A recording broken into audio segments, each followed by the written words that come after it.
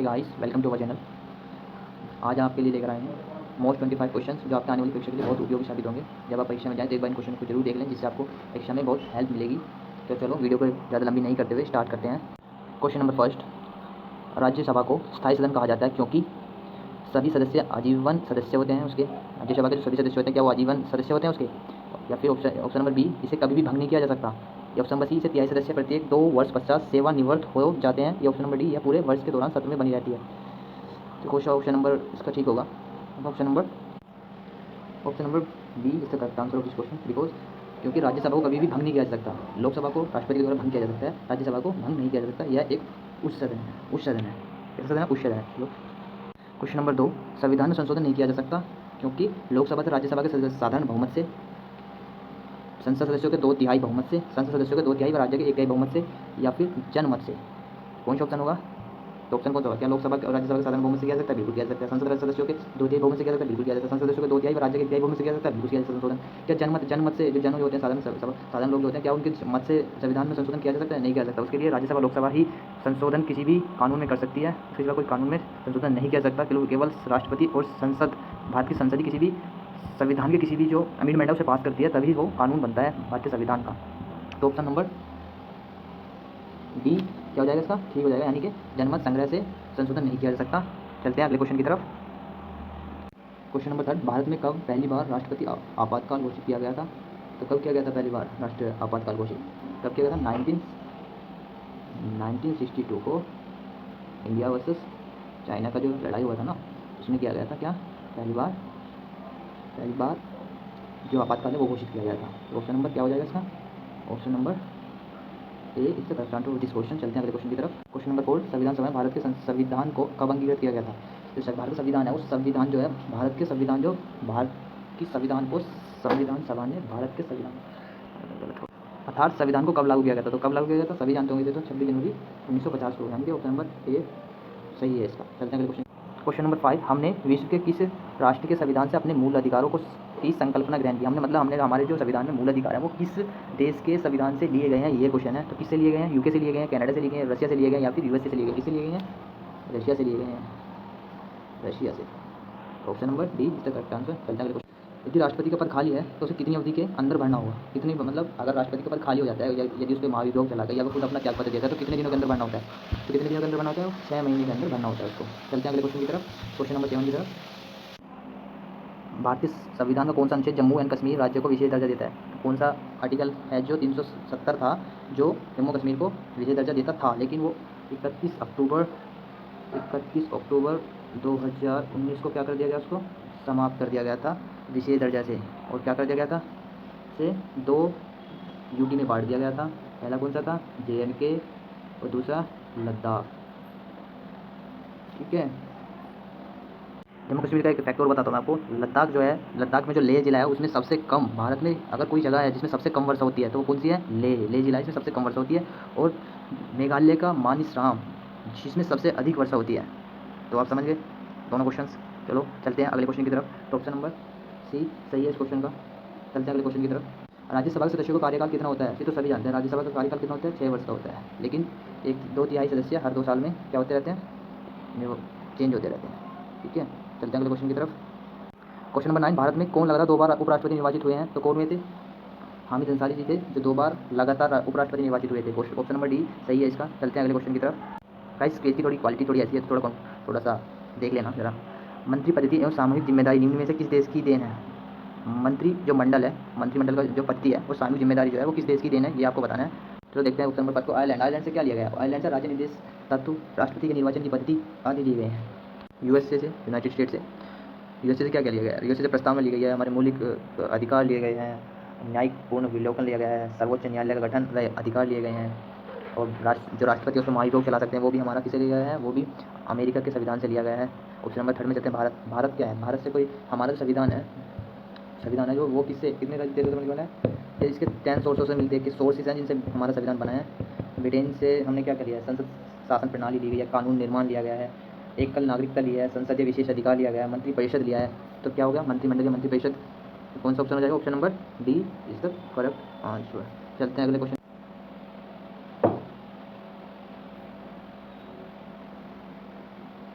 राष्ट्रपति निर्वाचन को संबंधित विवादों का निर्णय किसके द्वारा किया जाता है? राष्ट्रपति निर्वाचन के संबंधित विवादों का निर्णय किसके द्वारा लिया जाता है? तो इसमें तो मेरे हिसाब से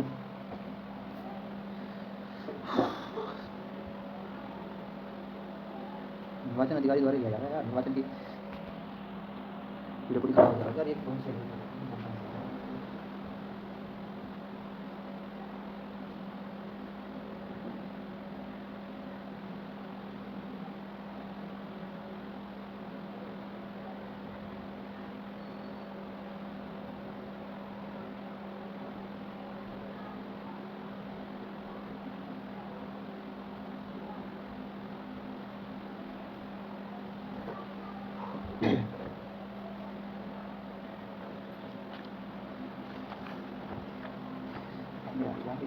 पावर पिला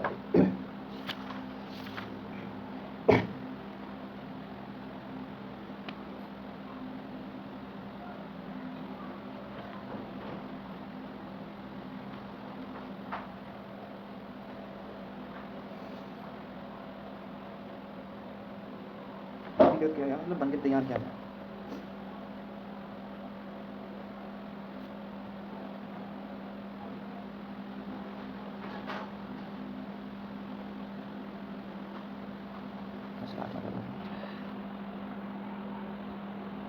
राष्ट्रपति निर्वाचन से संबंधित विवादों का निर्णय कौन करता है? करूँ मैं बारे में भी कोचिंग ले रहा 12th में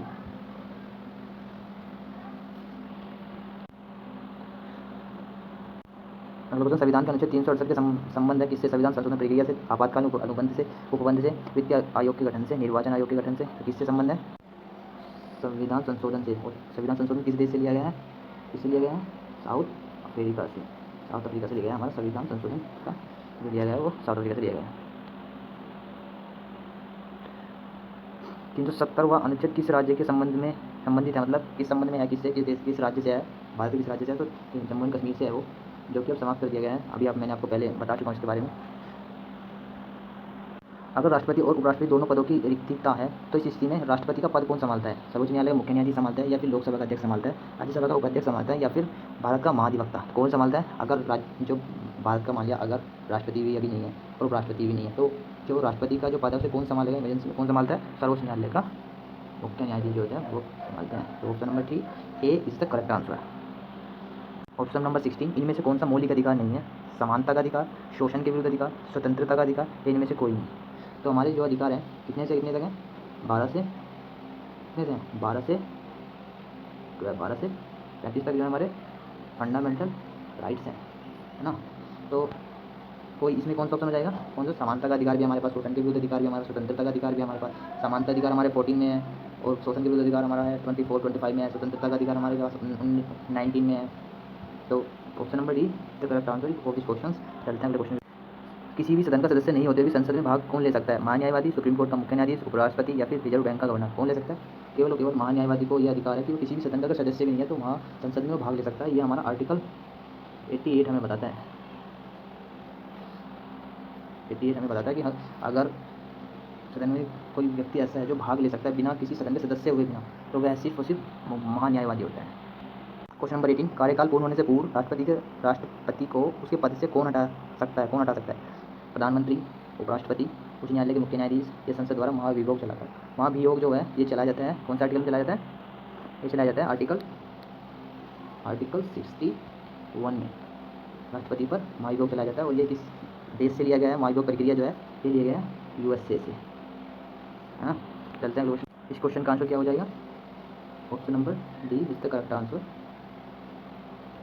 2 या 2 से अधिक राज्य मिलकर एक संयुक्त राज्य लोक सेवा आयोग रख सकते हैं। यह संविधान के किस अनुच्छेद में वर्णित है? ए अनुच्छेद 315 में, या बी अनुच्छेद 218 में, या सी अनुच्छेद 142 में, या डी अनुच्छेद 117 में? तो किस में है? 2 राज्य मिलकर एक लोक सेवा आयोग रख सकते हैं। कौन से में? अनुच्छेद 315 में। तो इस 19 का क्या हो जाएगा? क्वेश्चन नंबर 19 का ए। चलते हैं देखते हैं 20 क्वेश्चन देखते हैं। निम्नलिखित में से कौन सी शक्ति राष्ट्रपति की प्रशासनिक शक्तियों में शामिल नहीं है? राष्ट्रपति की प्रशासनिक शक्ति में शामिल नहीं होता। कौन नहीं हो सकता? महान्यायवादी की नियुक्ति नहीं हो सकती, लोकसभा का विघटन नहीं हो सकता, संघ लोक सेवा आयोग के अध्यक्ष की नियुक्ति नहीं हो सकती है, वित्तीय आयोग का गठन नहीं हो सकता। तो कौन सा होगा ऑप्शन नंबर?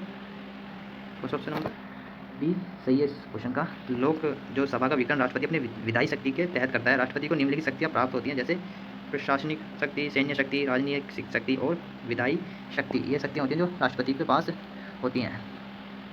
जिस क्वेश्चन आ गया है, भारत के राष्ट्रपति कौन है? अभी हाल में जो राष्ट्रपति हैं वो कौन है? वो बहुत ही क्वेश्चन है। रामनाथ सिंह कोविंद है ना? कौन है? रामनाथ सिंह कोविंद है राष्ट्रपति, या फिर प्रतिभा सिंह पाटिल है? कौन है? रामनाथ सिंह कोविंद। कौन से नंबर के हैं? कौन से नंबर के हैं? 14th नंबर के हैं ये। और 30 नंबर कौन है? उपराष्ट्रपति। देखते हैं 20। न्यायपालिका के कार्यपालिका के प्रतिकरण की व्यवस्था किस अनुच्छेद में है? न्यायपालिका से जो कार्यपालिका का जो अलग होती है ना, वो किस अनुच्छेद में निहित है?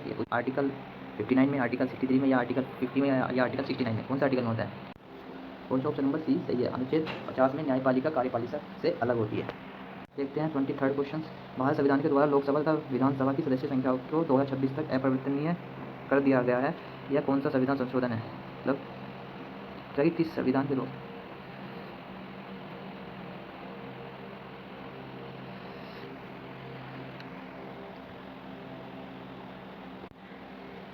कौन सा संविधान संशोधन है? ये संविधान संशोधन है 84 जो है संविधान का संशोधन हुआ था 2001 में, जिसके तहत लोकसभा तथा विधानसभा के सदस्यों की जो संख्या है 2026 तक वो क्या करेगी? अपरिवर्तनीय, मतलब उन्हें चेंज नहीं किया जा सकता है। राज्यपाल विधानसभा में एक तथा विधान परिषद में कुल सदस्य जो संख्या है कितने सदस्य मनोनीत कर सकता है? मतलब जो राज्यपाल है विधानसभा में तो एक कर सकता है, और विधान परिषद में कुल सदस्यों को कितना भाग है जो जिसे वो मनोनीत करता है? कितना करता है? 1/6 भाग है जो राज्यपाल करता है, क्या मनोनीत करता है विधान परिषद में। ठीक है, जैसे राष्ट्रपति करता है, राष्ट्रपति राज्यसभा में करता है कितने वाले सदस्य करता है? 12। और लोकसभा में कितने करता है? 2। देखते हैं 25th क्वेश्चन। ये वेरी इजी क्वेश्चन है। भारतीय राष्ट्रीय फूल कौन सा है? कौन सा? गुलाब, गेंदा, चमेली, कमल? कौन सा? ये तो सब बता दें। कौन सा है? कमल।